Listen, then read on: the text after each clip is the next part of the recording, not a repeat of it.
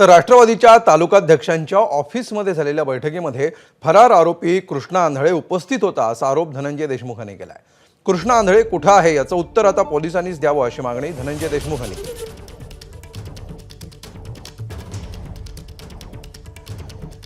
पहिल्या दिवसापासून आतापर्यंत फक्त एक मागणी मागतोय, आम्हाला न्याय पाहिजे। आणि न्यायासाठी पहिल्या दिवसापासून आतापर्यंत झगडतोय। मागच्या 2 वर्षापासून तो 307 या केसमध्ये फरार आहे।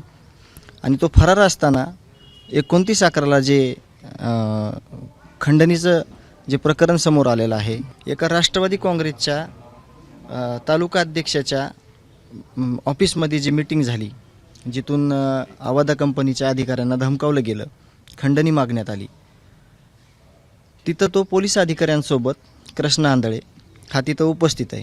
हा आलाय कॅमेऱ्यामध्ये। जे काय प्रशासन आहे, जे काय पोलीस यंत्रणा आहे, यांनीच खरं तर ह्या प्रश्नाचं उत्तर दिलं पाहिजे की कृष्णा आंधळे कुठं आहे। एबीपी माझा, उघडा डोळे बघा नीट।